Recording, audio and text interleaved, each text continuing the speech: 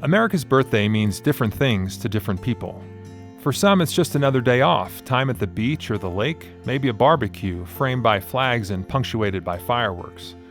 But for others, it's more than just an excuse for a party or a parade. Amidst the fun with family and friends, it's time to remember. A time to remember how ordinary men with an extraordinary dream gathered in hot and steamy Philadelphia in 1776 to plot and plan a new country. But that was no ordinary meeting. They closed the windows so nobody could come up and listen at the windows. Because there were so many British sympathizers here in Philadelphia. Exactly, and they wanted to know who were the ringleaders, what were they saying. Was that a real worry for these men, that they would be taken and hanged? Yes, certainly it was. And when they rode away from their homes, their families, they knew that possibly they'd never see them again. Historian David McCullough's assessment of the risk posed to those 56 signers of the Declaration of Independence is no understatement.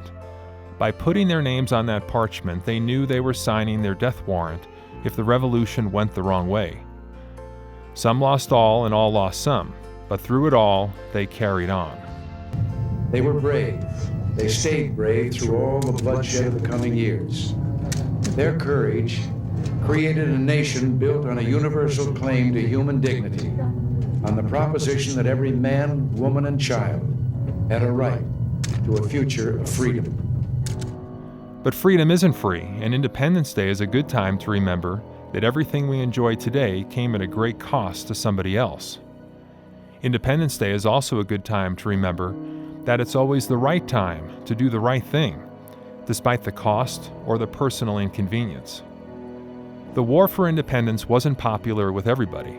For many, life was pretty good in the colonies. But enough people said enough was enough. They were tired of living under British rule. They were willing to suffer in the short term in order to leave future generations a better place to live. But as noble and as sacrificial as the Founding Fathers were, they weren't perfect. Nobody is. When Thomas Jefferson sat down to draft the Declaration, he included a passage denouncing slavery. But it was deleted because too many people felt threatened by it. Too many people who felt financially threatened. He wrote very passionately about slavery and the slave trade and how evil it was. In the first draft of the Declaration that went to the floor in Carpenter's Hall in July of 1776.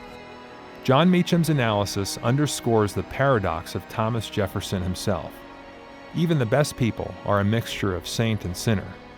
The human imperfections of history reflect the imperfections of all men and women.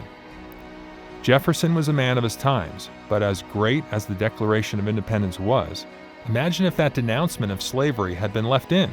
Might it have prevented the Civil War, racial inequality? When you do the right thing, good things eventually come. Not always right away, but they do come.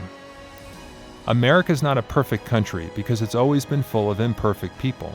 But rarely, if ever, has another country come so far, overcome so much, and done as many wonderful things as has the United States. America's Declaration of Independence from Great Britain also included its declaration of dependence on God.